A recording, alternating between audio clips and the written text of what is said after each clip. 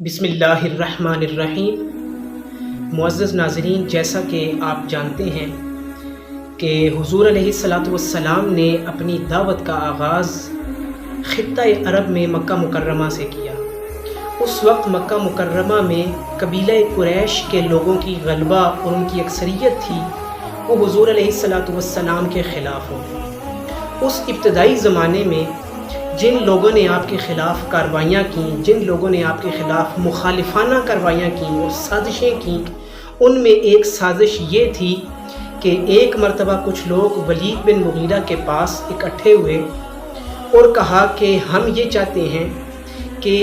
جو محمد ہے وہ اپنی دعوت سے رک جائے، لوگ محمد کی باتوں پر توجہ دینا چھوڑ دیں، لوگ جو ہیں وہ محمد سے متنفر ہو جائیں، کیونکہ ان دنوں ولید بن مغیرہ مکہ مکرمہ میں تجربہ کار، عقل مند اور ایک ذہین آدمی کے طور پر مشہور تھا۔ جب لوگوں نے اس سے یہ مشورہ کیا تو ولید بن مغیرہ نے کہا ٹھیک ہے، سارے بیٹھو اور اپنا اپنا مشورہ دو۔ کسی نے یہ مشورہ دیا کہ ہم لوگوں میں یہ مشہور کر دیتے ہیں کہ محمد مجنون ہے، پاگل ہے۔ کسی نے یہ مشورہ دیا کہ ہم لوگوں میں یہ مشہور کر دیتے ہیں کہ محمد کاہن ہے، نجومی ہے۔ کسی نے یہ مشورہ دیا کہ ہم لوگوں میں یہ مشہور کر دیتے ہیں کہ محمد شاعر ہے۔ ولید بن مغیرہ چونکہ عقل مند آدمی تھا، ذہین آدمی تھا، اس نے ان تمام مشوروں کو رد کر دیا۔ اس نے کہا کہ ہم لوگ پاگلوں کو بھی جانتے ہیں، دیوانوں کو بھی جانتے ہیں، کاہنوں کو بھی جانتے ہیں، شاعروں کا کلام بھی ہم نے سن رکھا ہے، لیکن محمد کا کلام، محمد کی باتیں ان میں سے کسی کے ساتھ نہیں ملتی۔ اگر تم نے اس طرح کی افواہیں لوگوں میں اگر مشہور کر دیں تو وہ افواہیں خود بخود جھوٹی ثابت ہو جائیں گی۔ تو پھر لوگوں نے کہا کہ ولید بن مغیرہ تم خود ہی بتاؤ، پھر ہم محمد کو اس کی دعوت سے کیسے روکیں؟ اگر ایسے ہی چلتا رہا تو لوگ ہمارے آباء و اجداد کے دین کو چھوڑ کر ایک نئے دین کو قبول کر لیں۔ تو ولید بن مغیرہ نے کہا کہ میرا مشورہ یہ ہے کہ تم لوگوں میں یہ بات مشہور کر دو کہ محمد ایک جادوگر ہے جو ساحرانہ کلام پیش کرتا ہے، جو جادو بری باتیں کرتا ہے، اور ایسا ساحرانہ کلام پیش کرتا ہے جو لوگوں کے دلوں پر اثر کرتا ہے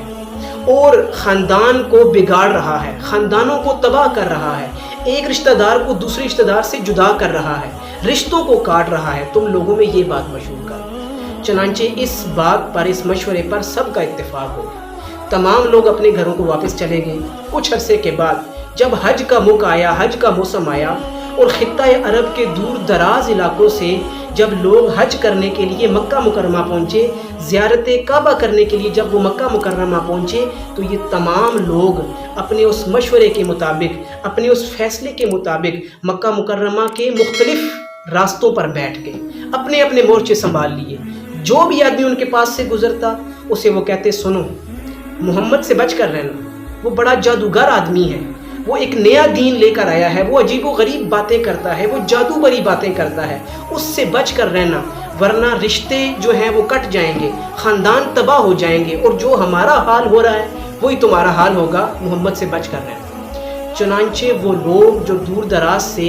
کعبہ کی زیارت کے لیے آتے، وہ یہاں پر آتے، یہ باتیں سنتے، اور یہ باتیں سننے کے بعد جب وہ واپس جاتے اپنے علاقوں میں، تو جو لوگ کعبہ کی زیارت کو نہ آ سکے تھے ان کو جا کر قریش کی یہ باتیں بتاتے کہ وہاں پر ایک نیا نبی آیا ہے جس کا نام محمد ہے اور جو اس طرح کی باتیں کرتا ہے۔ اس طرح حضور علیہ الصلاۃ والسلام کا تذکرہ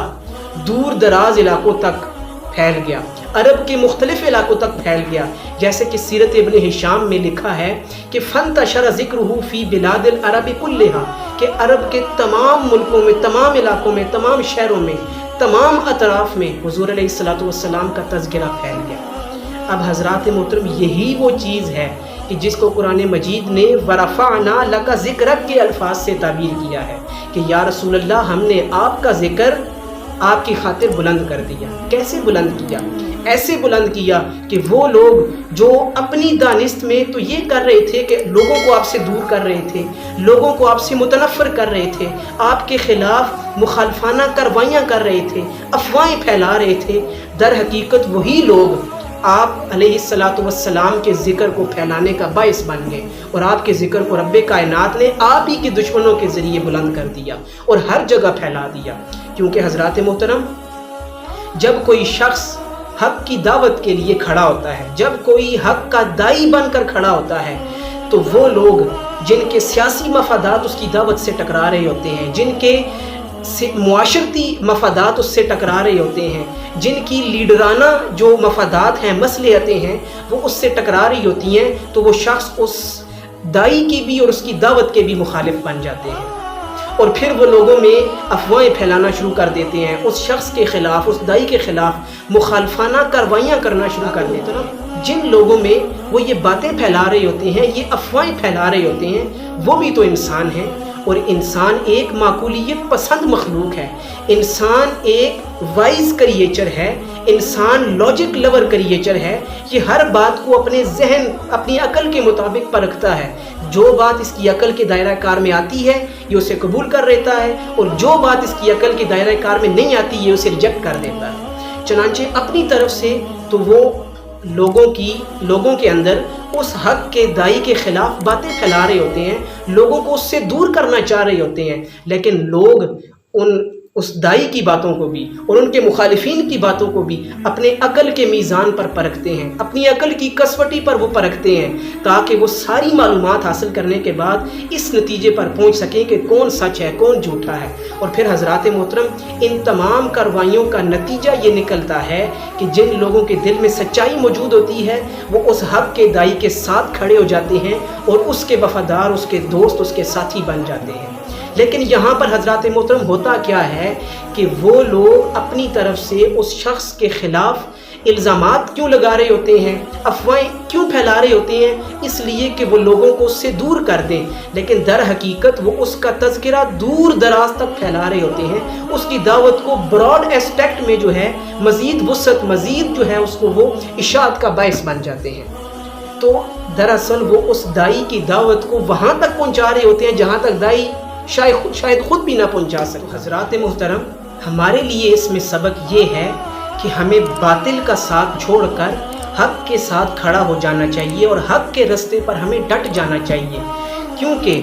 اگر ہم حق کے ساتھ کھڑے ہیں تو پھر ہمارے مخالفین کی مخالفانہ سرگرمیاں، ان کی نیگیٹو ایکٹیویٹیز، ان کی اپوزٹ ایکٹیویٹیز جو ہیں وہ ہمارے حق میں مثبت سرمایہ بن جائیں گی، پازیٹیو ایسٹ بن جائیں گی، اور وہ ہماری دعوت کو اور وہ ہماری اس دعوت کو وہاں تک پہنچائیں گی جہاں تک شاید ہم خود نہ پہنچا سکیں، وہ ہماری دعوت کو مزید پھیلانے کا، مزید اشاعت کا جو ہے وہ سبب بن جائیں گی۔ جیسے سید صادق حسین شاہ کاظمی نے اپنی کتاب برگ سبز میں یہ لکھا کہ تم دیے باد مخالف سے نہ گھبرا اے عقاب، تم دیے باد مخالف سے نہ گھبرا اے عقاب، یہ تو چلتی ہے تجھے اونچا اڑانے کے لیے۔